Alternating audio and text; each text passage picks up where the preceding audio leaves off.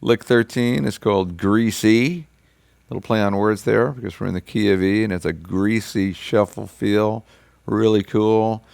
I stay around the 3rd fret, focusing on the 5th and the flat 7th, and work out a nice melody. Here it is.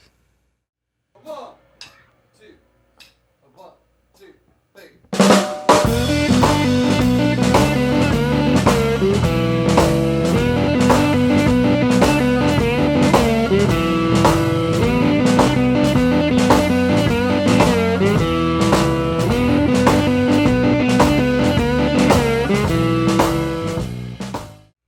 All right, let's take advantage of the lower position of the neck where we have the open strings and other phrases that we can get.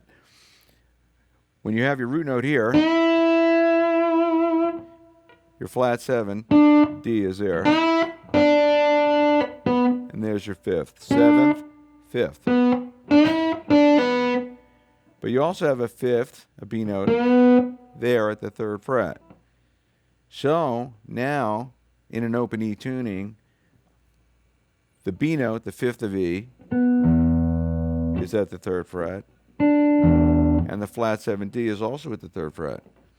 So, a nice thing to do is to lay the slide across both those strings, and you can get a 5th and a flat 7th and sound those two notes together, and the slide doesn't move. This is something you cannot do in standard tuning.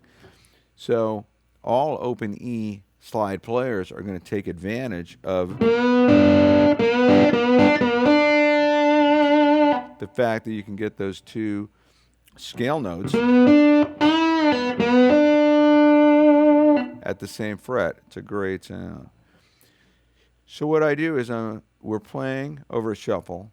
The rhythm that's emphasized is a triplet rhythm. 1 triplet, 2 triplet, 3 triplet, 4 triplet, with 3 evenly spaced rhythmic accents on each beat. So what I do with this lick is I begin by sliding up to the 3rd fret of the B string, G string, followed by the B string, and then I go back to the G string. That's my first phrase, first 3 notes on the first beat. I'm alternating between the G and the B string. But if I continue to alternate, because there's only 2 strings, what happens is as you move across from beat to beat, is you go, then beat 2 is, meaning it's inverted. Now the first note's on the B string.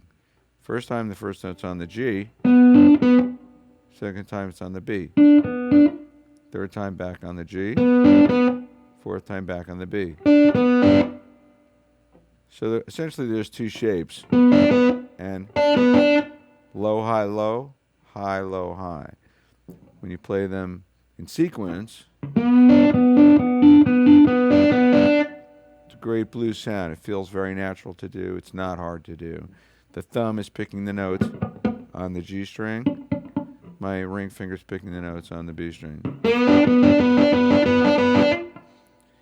And it's a little trickier now, but again, the picking of a note includes the stopping of a note. So after I pick this G string, the thumb has to come back down to stop it when I pick the B string. Likewise, the ring finger comes down when I pick the G string again.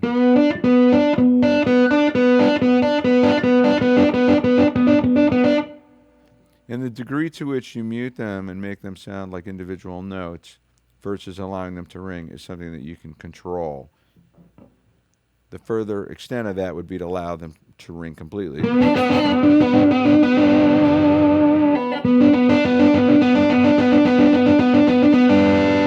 I'm letting them ring the whole time. Sounds fine. You could do it either way. I chose to stop each note to get more clarity.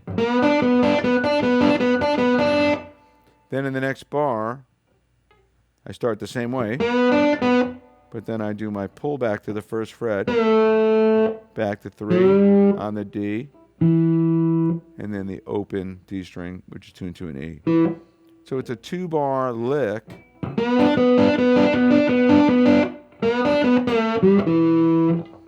Opening phrase and then a resolution. It's a great melody, and I played it across the 4 chord as well. Sounds cool that way too. Here's the lick again.